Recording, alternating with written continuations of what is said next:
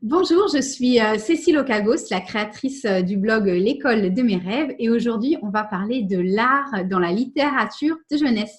On va parler des livres d'art et de l'art dans les livres pour enfants et pour ça j'ai une invitée de marque. J'ai vraiment l'honneur d'accueillir Sylvie Douet pour discuter de ce sujet. Elle a construit toute son expérience pendant 16 ans au sein de la Ligue de l'enseignement à travers tout un tas d'activités toutes passionnantes les unes que les autres, comme des comités de lecture, des actions auprès des écoles, des enfants, de parents, mais aussi à travers des actions dans les bibliothèques et auprès des libraires. Et son action et sa ferveur pour l'éducation populaire lui amènent à proposer des choses plutôt dans le faire et dans la manipulation. Et son cursus universitaire l'amène à apporter des connaissances plus théoriques qui sont vraiment essentielles pour comprendre les livres et proposer des choses pertinentes aux différents publics. Donc, bonjour Sylvie. Bonjour Cécile, ravie de vous retrouver. Ravie également, c'est vraiment un honneur et moi je vous ai découvert grâce à votre offre de formation qui est vraiment incroyable, que j'ai découvert une première fois sur Mobilis et puis ensuite sur votre site qui est tout neuf et qui est vraiment super. Vous nous donnerez les coordonnées à la fin de cette interview et on a la chance aujourd'hui de pouvoir échanger sur un de vos sujets de prédilection. Vous en avez plein parce que vous êtes une passionnée, mais voilà, j'avais envie qu'on parle un petit peu des livres d'art qui, moi, personnellement, dans ma pratique d'enseignante, je les ai un petit peu mis de côté parce que c'est un petit peu une catégorie particulière. Et puis, pour commencer, voilà, j'aimerais qu'on entre un petit peu dans on va dire, que vous nous donniez un petit peu des repères dans ces livres-là. Et puis, aussi, l'album en lui-même dévoile tout un tas de rapports à l'image qui sont différents et des illustrations qui sont souvent très belles et très parlantes. Est-ce que vous pourriez nous en dire plus sur on va dire, la place des illustrations dans les albums et est-ce qu'on peut parler d'art rien que parce que c'est illustré? Alors, c'est un vaste sujet que de parler des livres d'art et de parler de l'album. En soi, c'est vraiment un sujet très, très étendu qu'on peut prendre de manière très différente. Parler des livres d'art, c'est déjà un petit peu cerner notre sujet, mais on peut considérer que les bons albums sont tous des arts, un livre d'art à proprement parler. Ceci dit, il y en a qu'on met vraiment dans cette catégorie de livres d'art et qui sont des livres qui sont considérés comme tels parce qu'ils ont été faits par des artistes. Et j'ai envie de commencer avec un tout premier qui est celui-ci, Macao et Cosmage, ou l'expérience du bonheur, qui est un livre d'Éddy Legrand. Pourquoi je parle de ce livre? Parce qu'il marque l'histoire de l'album, tout simplement. Il a été créé en 1919 par Éddy Legrand et donc faisait vraiment appel à quelque chose de très particulier, puisque Éddy Legrand, comme vous pouvez le voir sur ces images, on est sur de l'art nouveau. Vraiment sur quelque chose de très particulier. Donc, je vais vous montrer que quelques pages. Je ne vais pas rentrer dans l'histoire, mais ce livre a fait, je dirais, c'était une révolution en tant que telle par rapport à l'album, parce que c'était le tout premier qui a été édité donc dans la Nouvelle Revue Française et puis qui privilégiait la place de l'image. Donc dans les livres pour enfants. Et après, d'autres auteurs, illustrateurs et artistes se sont autorisés à en faire. Bon. Donc vraiment, si on parle de livres d'art, celui-là, c'est une belle découverte qui a été réédité en France en 2000 par les éditions Circonflexe dans une collection qui est très belle quand on parle de livres d'art qui s'appelle Aux couleurs du temps. Voilà. Donc, un livre qui a déjà 100 ans, puisqu'on parle de 1919. Mais il y a bien d'autres auteurs, et c'est bien là ma difficulté par rapport à votre sujet, qui pourraient prétendre être dans des livres d'art. Et beaucoup d'albums dans les auteurs contemporains sont tout à fait remarquables. Il faut savoir les choisir, mais ils sont accessibles aussi au plus grand nombre. C'est ça que j'ai envie de dire. Donc, je m'en excuserai parce que j'étais obligée de faire une sélection. Hein. Vraiment, vous en proposez que quelques-uns, mais il y en a qui étaient absolument incontournables. Alors, on parle d'art, on parle d'artistes. Donc, je vais parler d'une grande dame qui, elle aussi, est une dame qui a marqué l'histoire de l'art, qui est Květa Pakovská, donc une Tchèque qui a écrit, on appelle aussi la dame en rouge ou en rouge et noir, parce que comme vous pouvez le voir sur cette présentation, Květa Pakovská fait beaucoup de choses avec du rouge et du noir. Et là, nous sommes sur un Leporello, donc un livre qui se déplie et qui fait à lui tout seul quelques 28 mètres. Hein. C'est pas forcément très facile à vous montrer comme ça, mais qui, chaque double page, nous raconte quelque chose. Ce livre est fort intéressant par rapport au public qui sont ceux qui vous intéressent et aux parents, puisque tout petit, hein, vraiment tout petit, on peut jouer avec ce livre et d'ailleurs le présenter un petit peu tout en longueur. Et un bébé va aller devant, derrière, puisque bien sûr, ce livre, il est également recto verso. Voilà. Oui, le format en lui-même déjà est attractif et intriguant. Et en plus, voilà, les illustrations rendent un objet vraiment unique. Voilà, donc on est sur un Leporello, mais qui chaque page est un tableau en soi. Hein. Et là, on a affaire à une très grande artiste tchèque qui a fait beaucoup d'ouvrages, qui s'est donné beaucoup à la littérature jeunesse, hein, qui continue à en faire, mais toujours avec cet univers très fort sur le plan artistique. Alors, j'ai une première question, parce que moi, quand je me suis dit livre d'art, je me suis dit, bon, voilà, je connais des ouvrages où il y a des clins d'œil. Je pense à Anthony Brown qui a fait un livre où il fait des références, par exemple. Et puis, quand je lisais la notion livre d'art, j'imaginais des reproductions, finalement, de grandes œuvres d'artistes. Mais finalement, là, rien qu'avec les deux premiers que vous nous présentez, ce sont des artistes qui se sont appropriés le format album finalement, qui en ont fait une œuvre d'art à part entière. C'est encore une autre catégorie peut-être que j'avais même pas en tête. C'est-à-dire que pour moi, quand on parle de livre d'art, il y a différents types de livres d'art et effectivement, je les ai un peu organisés en différents sous-domaines. C'est-à-dire que vous montrez des livres d'artistes, hein, et c'est par ça que je vais commencer. Ensuite, je vais vous présenter des livres qui présentent des œuvres d'art, hein, et en l'occurrence avec des collections telles que les collections de Palette, hein, qui sont une maison d'édition qui effectivement propose beaucoup de documentaires et de livres-jeux, mais pas que, puisqu'on va avoir également les éditions Canopée Éditions. Et puis enfin, troisième partie, on évoquera les livres clins d'œil. Anthony Brown en fera partie, bien évidemment, mais ce ne sera pas le seul. Et puis, je finirai avec quelques fictions où il est question de l'art, à travers ces fictions. Donc, on n'est pas simplement sur de la reproduction d'œuvres d'art, mais sur, l'art, je dirais, sous toutes ses formes et à tous les âges. Puisque l'idée aussi, c'est que, à mon sens, quand on propose des livres d'art aux enfants, très souvent, si on est sur ce que vous évoquez comme ces livres d'art où on va avoir des reproductions, c'est fort intéressant et on va voir qu'il y a plein de belles choses et les éditeurs font preuve de beaucoup d'inventivité.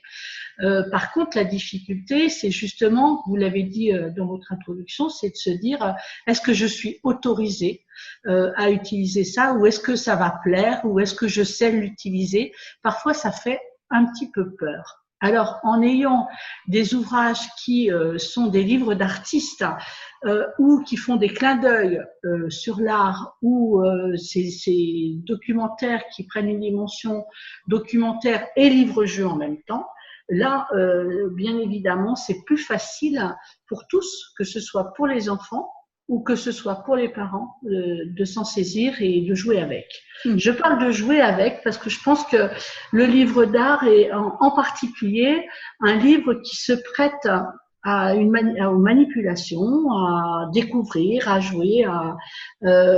L'idée, c'est vraiment de pouvoir permettre à tous, enfants, parents, enfants, adultes, de rentrer dans ces œuvres sans considérer qu'il faut avoir des clés pour le faire. Voilà. Bah, on l'a bien vu avec le deuxième livre que vous avez présenté, en quoi ça peut être un jeu, et sans connaître l'artiste ou avoir quelques repères, finalement, on a envie d'y plonger. Finalement, on voit bien un petit enfant jouer. Le livre devient un objet vraiment à part entière. Alors là-dessus, j'ai deux anecdotes. C'est que ce livre-là, je l'ai présenté dans justement une formation des livres d'art, et parmi les stagiaires, il y avait une dame qui intervenait comme lectrice bénévole dans une crèche. Et ses collègues stagiaires me disaient, mais qu'est-ce qu'on fait d'un truc comme ça? Enfin, parce que il n'y a pas de texte, il y a des dessins partout, bon, c'est un espèce de serpent de couleur, etc. Et alors, elle leur a dit, mais vous savez ce qui se passe avec les tout petits, là, qui sont à quatre pattes, qui vont d'un côté, qui vont de l'autre, qui font des formes. C'est un jeu, c'est un espace. Et le livre d'art, il est aussi fait pour ça, pour pouvoir jouer avec, l'utiliser dans son univers. Parce que l'intérêt aussi de ces livres, c'est cette lecture d'images. L'album, par définition, nous propose trois choses. C'est l'album, c'est un texte s'il y en a une image et un support avec des formes différentes, des tailles différentes. Je vous ai montré là deux extrêmes avec un grand carré et un Leporello tout petit, carré également. Mais du coup, ça fait vraiment partie de l'appropriation d'un album. Alors quand on est sur un livre d'art, eh bien la question de cette lecture d'image, elle est très très très importante. Il y a des livres avec des couleurs franches où sont vraiment des choses qui vont permettre de rentrer dedans. Ce même livre, deuxième anecdote et après je passerai à d'autres, je l'ai présenté à des professionnels de crèche. Une dame s'est jetée dessus parce qu'il fallait choisir un livre parce qu'elle le trouvait très beau. Et quand elle l'a déplié, elle s'est dit, mais qu'est-ce que je fais de ça? Pourquoi? Parce qu'il y a eu toute la retenue que vous venez d'évoquer, c'est-à-dire cette crainte de ne pas savoir et finalement de ne pas s'autoriser à rentrer dedans comme un enfant le fait assez naturellement, je dirais même tout naturellement, parce que c'est sa première manière de rentrer dans une lecture, c'est une lecture d'image. Voilà. Oui, finalement, ça déroute plus les adultes, les parents et les personnes qui vont sélectionner les livres que l'enfant qui, lui, de toute façon, va rentrer par l'image. Et puis, nous, on a l'habitude de lire un livre linéaire. Et là, finalement, on va être obligé d'être peut-être plus à l'écoute ou de partir de l'enfant, puisque lui va entrer plus facilement que nous. Enfin, je parle nous, moi, par exemple, qui suis novice en la matière. Tout à fait, parce que nous, on a perdu un peu cette habitude de cette lecture d'image. Je ne sais pas, on a perdu un peu, nous avons perdu cette habitude, alors que l'enfant l'a. Et d'ailleurs, les éditeurs de livres d'art, dont j'ai déjà évoqué le nom, des éditeurs comme Palette, font des collections pour tous les âges et dès les tout petits. Il y a des collections d'imagiers où on a je vous en présenterai pas parce que j'ai préféré faire plusieurs maisons d'édition, donc, mais vous avez des imagiers thématiques, par exemple, je pense à un imagier sur la famille où on va voir un certain nombre de tableaux sur la famille ou sur le bébé ou sur le corps, enfin, etc., ou sur la danse, enfin, et vous avez des tableaux qui sont présentés avec souvent simplement le titre ou un mot qui va nous permettre de présenter ce tableau, c'est tout. Voilà. Et l'enfant rentre dedans. Ok. Alors, allez-y, présentez-nous un nouveau livre. Je vais continuer avec des livres d'artistes et après on passera sur les documentaires. Alors là, encore quelque chose de déroutant. Un très beau livre de Sarah qui s'appelle C'est mon papa et qui est réédité, parce que je parle bien d'une réédition, dans une maison d'édition qui s'appelle L'Art à la page. Je n'ai pas bien de réédition parce que la première fois que Sarah l'a édité, ce livre, c'était en 1993. Et Sarah, c'est la reine papier découpé. Hein. Donc là, on est sur des albums sans texte. On est là sur un travail à part entière d'artiste, hein, parce que c'est vraiment un travail artistique. Donc là, du découpage, elle construit cette illustration, papier déchiré. Papier déchiré et collé. Voilà, c'est uniquement ça. Voilà. Donc, j'ai choisi ce livre pour sa technique, parce que c'est un livre d'artiste, hein, et également pour son sujet, parce qu'on est sur un sujet en lien avec notre sujet qui est là, puisque c'est l'histoire d'un musicien qui, comme vous avez pu le voir, d'un pianiste qui rentre dans un concert et on a pu voir toute son installation. Et là, j'en resterai là, j'irai pas plus loin. Donc, il s'installe pour son concert. N'oublions pas le titre, c'est mon papa. Donc, toute la fierté d'une petite fille à voir son père dans un concert. Donc, vous voyez, on est encore sur un livre d'artiste. Pour moi, on est dans notre sujet. Et puis, il y a d'autres livres d'art qui sont tout à fait particuliers, qui sont faits, là c'est chez Actes Sud Junior. Vous voyez, on est sur un grand format, je ne sais pas si vous arrivez à voir tout le livre. On est sur un papier très très particulier, puisque c'est un papier qui a été imprimé en sérigraphie sur un papier spécial, fait main.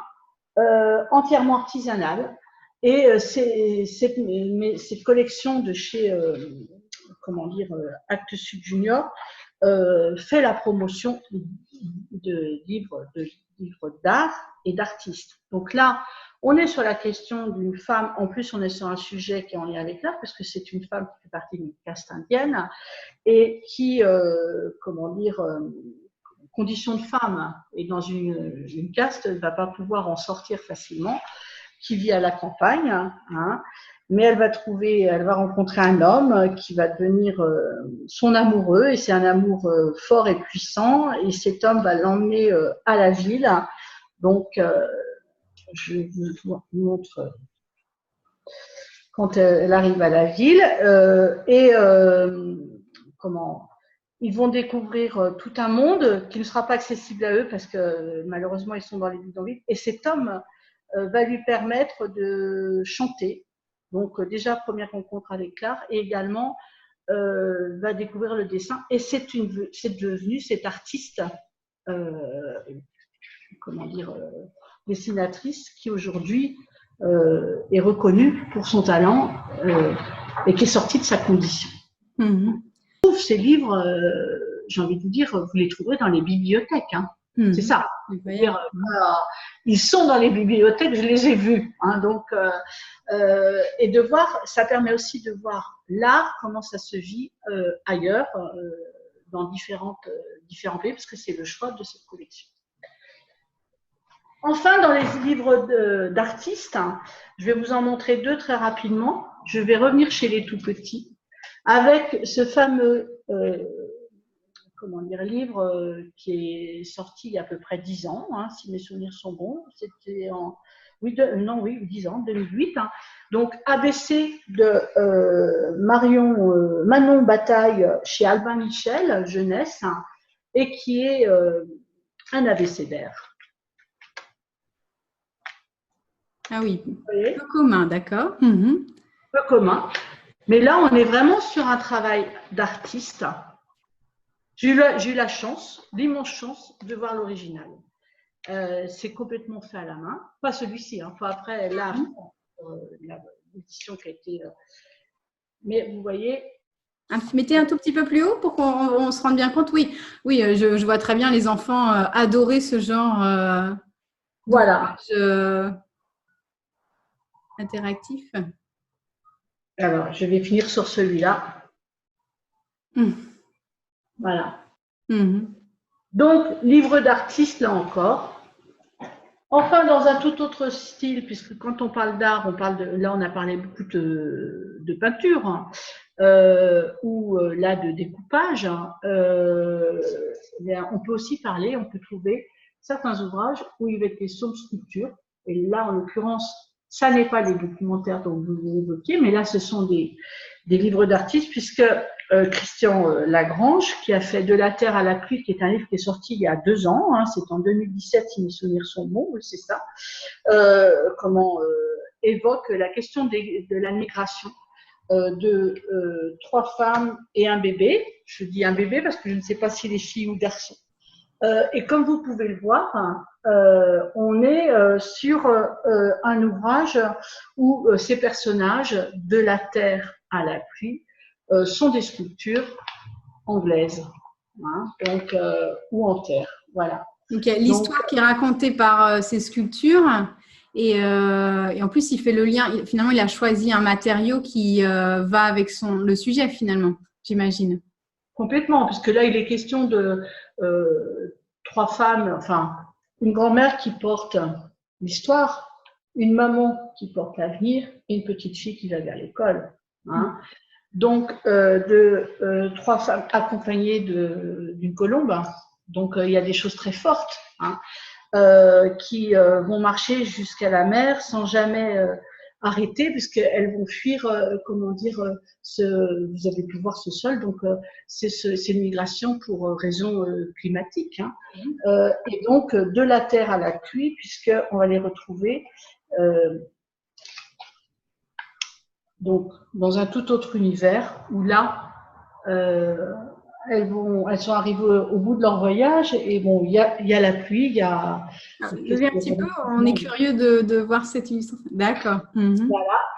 Et alors, je vous montre la dernière image parce qu'elle me semble très, très intéressante. Et en plus, c'est un joli clin d'œil à Victor Hugo. Là, vous la voyez? Donc, elles sont arrivées. C'est relativement sombre, mais vous voyez la lumière aussi qui se dégage sur le côté. Elles vont vers la lumière. Et il y a cette citation de Victor Hugo: chaque homme dans sa nuit s'en va vers sa lumière. Ah, c'est beau. C'est beau et c'est un espoir. Voilà, ça s'adresse à des plus grands, bien sûr. Hein. Avec très peu de texte, mais vous voyez là aussi, je souhaitais mettre dans ces livres d'art un livre comme ça, parce que là on évoque l'art avec, en l'occurrence, la technique qui est celle de la sculpture. Voilà. C'est vrai, peu commun. Je ne pense pas en avoir rencontré jusque-là. Voilà. Donc ça, c'était un petit peu pour vous évoquer tous les livres qui sont des livres, je dirais, d'artistes, mais il y en a bien d'autres. Hein, ce ne sont pas les seuls. Maintenant, vous étiez demandeuse de livres documentaires où on présente des œuvres. Donc, j'en ai choisi quelques-uns. Alors, je vous ai déjà parlé de Palette. Oui. Hein. Donc, Palette, c'est une maison d'édition qui a de très, très, très nombreuses collections. Je ne vous présenterai que cet ouvrage qui est intéressant parce qu'on est sur un documentaire, certes, là on est sur la petite galerie de la Joconde, mais un documentaire qui est un livre animé avec des tas de petites choses à soulever, à ouvrir, à regarder. Donc c'est un moyen de rentrer dans une œuvre de manière ludique. Voilà. Oui, ça va attirer l'enfant, le fait qu'il y ait ces petites fenêtres. Voilà, tout à fait. Alors, vous voyez, en plus, on peut s'autoriser à faire des choses pas possibles.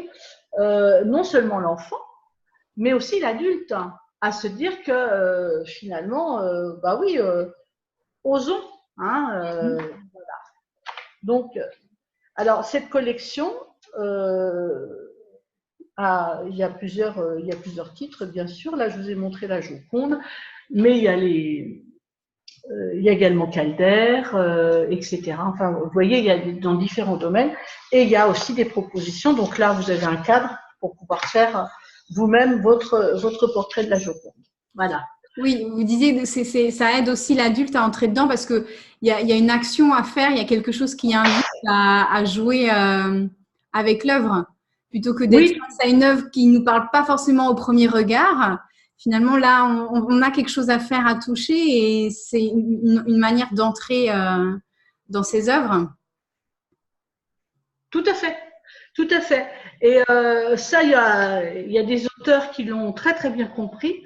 Là, je veux penser à un livre qui, sur sa forme, est peut-être beaucoup plus classique. Je vous le montre volontairement comme ça, hein, pour que vous puissiez voir les deux choses. Donc, peinture pressée, un musée imaginaire de Bernard Friot. Nombreux sont les enfants et les parents qui connaissent les fameuses histoires pressées de Bernard Friot. Là, dans sa collection des histoires pressées, ben là, il a fait le choix d'évoquer, de faire un musée imaginaire. Et donc, l'idée est tout simplement de faire un parcours, hein, comme si on était dans un musée. Donc, la première page, je suis pas sûre que vous allez vraiment voir. Alors, expliquez-nous. On voit que, oui, d'accord. Il y a un labyrinthe un peu. On suit. Voilà, on est comme dans un musée, hein, en passant de salle en salle. Et du coup, il y a un parcours, il y a des rencontres, on regarde, on écoute, on découvre, etc. Et du coup, à chaque fois, ce que nous propose Bernard Friot, c'est une œuvre.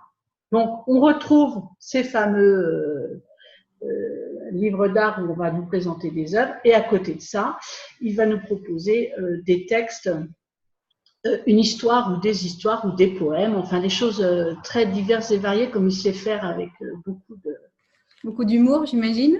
Beaucoup d'humour et puis avec une langue qui est toujours très belle. Enfin, voilà. Donc, c'est vraiment un moyen de rentrer dans différentes œuvres qu'on va trouver dans différents musées.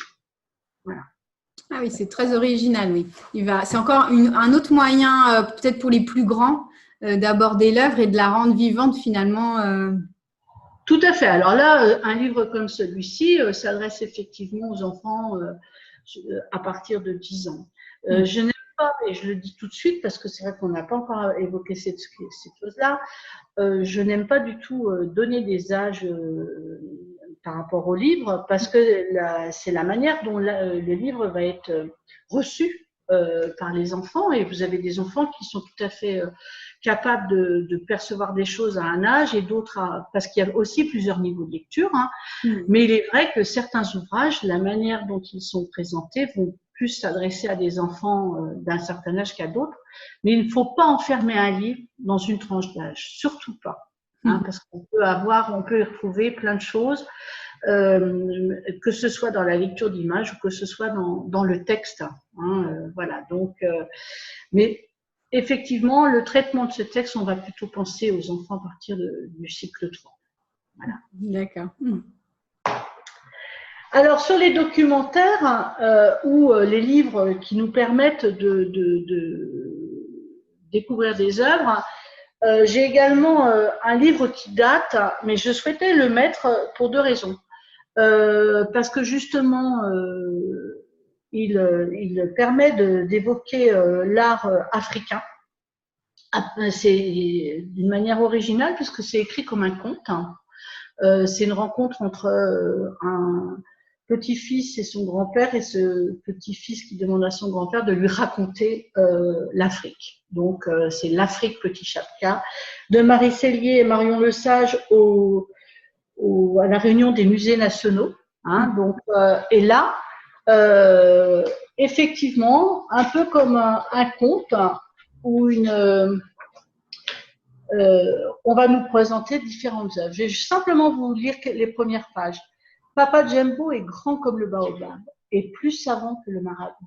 Papa Jumbo est mon grand-père. Il raconte les histoires mieux que personne. Dis-moi, Papa Jumbo, dis-moi quelle est la couleur de l'Afrique. L'Afrique, petit Chapka? L'Afrique est noire comme ma peau. Elle est rouge comme la terre. Elle est blanche comme la lumière de midi. Elle est bleue comme l'ombre du soir. Elle est jaune comme le grand fleuve. Elle est verte comme la feuille du palmier. L'Afrique, petit Chapka, a toutes les couleurs de la vie. J'arrête là. Et vous voyez, donc, d'un côté, on a les illustrations de Marion Lesage, et de l'autre, on va avoir des pièces de musée qui nous sont présentées. Donc, tout au long de ce livre, proposition de pièces du musée, essentiellement des sculptures, hein, comme vous pouvez le voir, mais aussi des instruments de musique, etc. Voilà. Donc, ce qui est intéressant là dans la réunion des musées nationaux, c'est de justement, à partir de fiction, de pouvoir présenter certaines collections. C'est encore une autre entrée par la fiction. Voilà, tout à fait. Alors la fiction, comment dire, elle nous permet effectivement de rentrer facilement dans les œuvres. Et là, les deux livres que je vais vous montrer en sont une démonstration. Le premier, c'est un livre qui est sorti il y a peu de temps, qui s'appelle L'homme qui marche, d'Antoine Guillopé et de Géraldine Echner, donc qui est l'auteur, et illustré par Antoine Guillopé. Donc, c'est aux éditions Canopée Éditions, dans la collection L'Élan Vert. Bon, les enseignants connaissent très bien cette collection, parce que c'est une collection qui est… L'Élan Vert, excusez-moi, c'est la collection Pont des Arts, des histoires pour découvrir des œuvres d'art. Voilà, dans cette collection Pont des Arts, il y a énormément de choses intéressantes. À chaque fois, l'idée est la même, c'est-à-dire qu'on vous propose une fiction, donc une histoire complètement inventée, qui n'a rien à voir avec l'artiste choisi, mais qui est dans l'univers de l'artiste en question. Donc, voilà. Là, je ne sais pas si vous avez trouvé de qui il s'agissait. Alors, non. Non, oui et non, parce qu'en fait, je l'ai vu écrit sur le titre, donc du coup, je n'étais pas dans la… je l'ai vu sur la couverture. Donc, il s'agit d'un déplacement d'un homme et de son fils et de son chien. Là, on a le choix de Géraldine Echner, c'était d'évoquer la question de la migration, là encore. Mais en l'occurrence, l'idée, c'était aussi de faire connaître le travail du sculpteur Alberto Giacometti avec l'homme qui marche et le chien. Donc, vous voyez, fiction tout d'abord, pour pouvoir permettre de rentrer dans une œuvre, puis présentation d'une sculpture, et pour finir, une présentation succincte, donc un petit peu comme un dossier documentaire à la fin, avec l'avis d'artiste, les œuvres concernées, et puis quelques précisions sur ce qu'on peut trouver. Voilà. Moi, je connaissais Maman Louve où pareil, en fait, finalement, c'est une histoire. On met en scène Rémus et Romulus pour ensuite aborder l'œuvre. Et là, c'est encore particulier dans cette œuvre puisqu'il y a le contexte un petit peu historique et tout ce que ça a engendré tout autour de ça. Mais c'est vrai que c'est une collection tout à fait intéressante pour entrer dans certaines œuvres spécifiques. Tout à fait. Ou soit dans des œuvres spécifiques, soit dans des univers artistiques. C'est-à-dire que là, c'est Giacometti.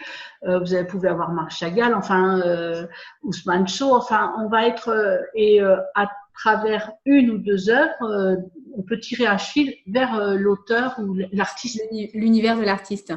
Voilà, tout à fait. Et puis, il y a une maison d'édition que je voulais évoquer aussi sur ces documentaires parce qu'ils sont très bien faits, qui est fort connu également des enseignants, c'est Rue du Monde, avec, alors celui-ci c'est le premier de plusieurs documentaires que Alain Serre a fait sur Picasso. Celui-ci s'appelle Et Picasso peint Guernica, le chef-d'œuvre raconté aux enfants par Alain Serre. Et si je dis c'est le premier, parce qu'ensuite il y a un deuxième qui est sorti en 2014 qui s'appelle Et Picasso peint les enfants. Mais je n'ai pas vers moi, donc.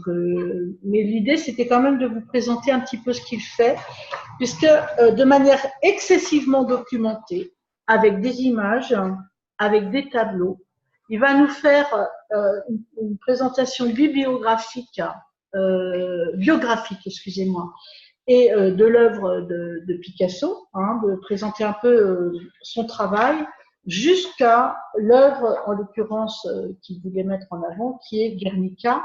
Donc, là, on a le travail de l'artiste.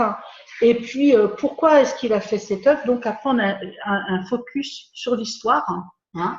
Donc, vous voyez, avec des images de l'époque, pour repréciser les choses. Et puis ensuite, on va arriver, je vais un petit peu vite, au travail vis-à-vis du tableau en tant que tel. Là, on est vraiment dans le documentaire, là. Là, on est dans le documentaire. On est dans du documentaire, vraiment du pur documentaire, mais avec une forme qui est très, très attractive, hein, qui va permettre d'y rentrer facilement. Voilà. Alors là, on a déjà vu déjà pas mal d'ouvrages, ça donne déjà un bel aperçu. Vous disiez tout à l'heure que les livres d'art finalement se prêtent à jouer. On a vu des livres où on peut bouger des formes, qu'on peut déplier sous la forme Leporello. On en a vu d'autres où c'est plutôt par la fiction, où on va découvrir des œuvres et y entrer plus facilement. Est-ce que vous pourriez nous en dire plus? Quand on est parent, qu'on va vers ce genre de livre, comment est-ce qu'on va jouer finalement avec ces livres ou comment on va les lire avec son enfant? Alors, justement, vous évoquez là, alors, les livres-jeux, bon, je vous en ai présenté quelques-uns. Hein. Maintenant, je pense que parfois, ça peut être un peu compliqué d'entrer de jeu sur du livre d'art. Hein. C'est pour ça qu'il peut être intéressant de partir de fiction.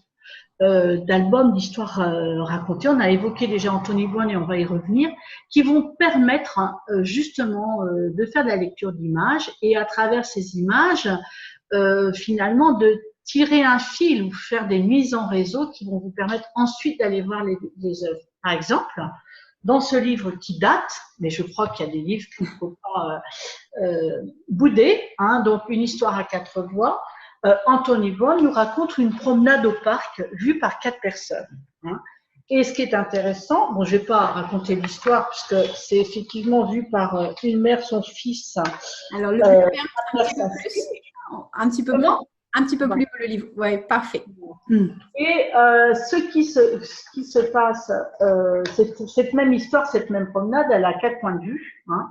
Mais puisqu'on est sur la question de l'art, moi, pourquoi je vous ai proposé celui-ci, c'est pour vous montrer un peu comment Anthony Boine fait des clins d'œil au niveau artistique dans ses albums. Regardez, la mère qui cherche son fils qu'elle a perdu puisqu'il est parti jouer avec une petite fille. Le cri. Le cri de Munch. Vous le retrouvez là également, dans les arbres. Ce cri. Ah oui. Voilà. Hein. Donc là, on a un clin d'œil effectivement sur le tableau Le Cri. Là, vous avez d'autres tableaux qui sont posés là, comme ça. Hein. Ici, petit clin d'œil. Kong. Voilà. Et là, Magritte. Ah oui, les chapeaux. Voilà, là c'est simplement un exemple comme quoi après on n'a pas forcément besoin d'avoir les clés. On peut aussi lire l'histoire pour lire l'histoire. Hein. Mais quand on voit un dessin comme ça, on peut se dire ah mais ça me rappelle ou je dis on va chercher etc. Donc c'est une manière aussi de rentrer enfant-parent dans l'histoire de l'art. Alors, chez Anthony Boine, c'est régulier qu'on retrouve plein de choses en lien avec l'histoire de l'art. Son dernier livre qui vient de sortir, qui s'appelle Frida, porte sur Frida Kahlo. Je ne l'ai pas encore dans ma bibliothèque personnelle, donc je n'ai pas pu vous le présenter ce matin, mais il est dans toutes les bonnes librairies actuellement. Voilà. Et puis, on peut aussi... il y a un livre qui est peu connu, c'est dommage, qui nous permet aussi de parler de littérature, parce que n'oublions pas que quand on parle d'art, vous voyez, très souvent, là, on a surtout évoqué la peinture, un peu la sculpture, mais on peut aussi évoquer la littérature.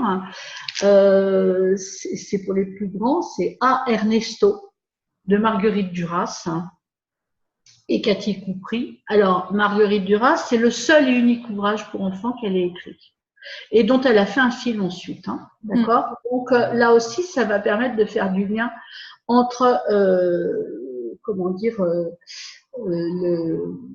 les arts existants. Et ce livre a été réédité aux éditions Thierry Magnet, donc avec les dessins Cathy Coupry, il y a quelques années maintenant, puisque c'était en 2013, je pense que c'était pour le centenaire de la naissance de Marguerite Duras. Voilà. Donc, ce qui est intéressant, c'est d'abord le travail sur la langue, hein, et je vais juste vous lire un petit passage, et après de voir comment l'artiste, hein, qui est Cathy Coupry, a pu mettre à côté des illustrations qui ne servent pas le texte en tant que tel, mais qui sont comme des cabinets de curiosité, hein, qu'on pouvait trouver dans les écoles. L'idée, elle est là, c'est-à-dire de pouvoir, comment dire, se mettre à la place de ce que l'enfant voit quand il est dans cette école. Il faut savoir que Ernesto, c'est un enfant qui refuse d'aller à l'école. Il a décidé qu'il n'avait plus besoin de s'y rendre. Je vous lis juste cette page pour vous donner envie. D'accord. La maman d'Ernesto, et Ernesto, eux, regardent le matériel scolaire, le pouce-pouce, le train, la rose, le papillon, la terre. Le président, le nègre, le chinois, l'homme. Alors, conclut encore le maître, on refuse de s'instruire? Exact, dit Ernesto. Et pourquoi? Oui, pourquoi, enfant Ernesto? Ça a assez duré, dit Ernesto. Le maître ne se contient plus, il crie. L'instruction est obligatoire. Pas partout, dit Ernesto. On est ici, crie plus fortement le maître. On est ici. On est ici, on n'est pas partout. Moi, si, dit Ernesto. Le maître pointe alors son doigt sur la photo du président. Et lui alors, hurle le maître. Qui c'est, lui, hein? Ernesto regarde attentivement derrière ses lunettes, mais il se trompe et voit le noir. C'est un bonhomme, dit-il. Et ça, supplie la mère en montrant le papillon orange et bleu épinglé dans sa boîte vitrée. Ernestino, dis ce que c'est au moins ça. Un crime, répond Ernesto. C'est un crime. Ah, excellent. Donc, au niveau du langage, il y a des choses qu'on n'oserait plus dire, hein, sur cette double page, du moins mais par contre, on est sur quelque chose qui est encore excessivement comment dire, riche au niveau, voilà. Donc, c'est une manière de rentrer aussi dans l'art avec des petits textes. Voilà. D'accord. Alors, pour reprendre un petit peu, parce que là, c'est vraiment très dense et très riche, et en même temps, voilà, merci beaucoup pour toute cette diversité présentée. Du coup, voilà, quand on est parent, finalement, l'idée, c'est un peu de piocher, de découvrir. Il y a des livres où on va jouer avec son enfant et finalement, on peut se décomplexer en juste regardant les images, en jouant avec les petites pop-up et puis voir comment finalement l'enfant lui-même va se l'approprier. Il y a d'autres livres où il y a des clins d'œil. Alors, soit on les connaît, soit on les connaît pas, mais c'est une sorte d'imprégnation culturelle qui peut aussi faire sens un peu plus tard, puisque vous disiez que vous étiez plutôt… enfin, finalement, on met des âges derrière les livres, mais on peut les lire à différents âges. La preuve, c'est que même adulte, on se régale de lire des livres pour enfants. Et puis si je reprends un peu une des idées, c'est que finalement, l'idée, c'est de commencer par les livres qui présentent l'art sous forme de fiction. C'est peut-être les plus faciles… alors, pour on va dire les tranches, on va dire 6-10 ans, peut-être c'est plus abordable. Et puis, en tant que parent, on est peut-être moins complexé d'essayer de véhiculer des connaissances peut-être plus théoriques qu'on maîtrise ou qu'on maîtrise pas. Puis, comme ça, on reste un petit peu dans le plaisir. Est-ce que ça reprend un petit peu le message que vous auriez pu dire à des parents qui découvrent? Tout à fait. Moi, je pense que c'est un parcours et que c'est un parcours de rencontres de livres. Hein. C'est-à-dire qu'effectivement, la fiction va nous permettre d'y rentrer de manière un peu où on se l'autorise, de manière un peu décomplexée, entre guillemets. C'est-à-dire, je te raconte une histoire, nous lisons une histoire, nous partageons une histoire. Donc, ça peut être… Effectivement, pour moi, c'est un moyen très simple de pouvoir rentrer dans l'art. Et puis après, comme je vous l'ai dit, c'est de tirer un fil.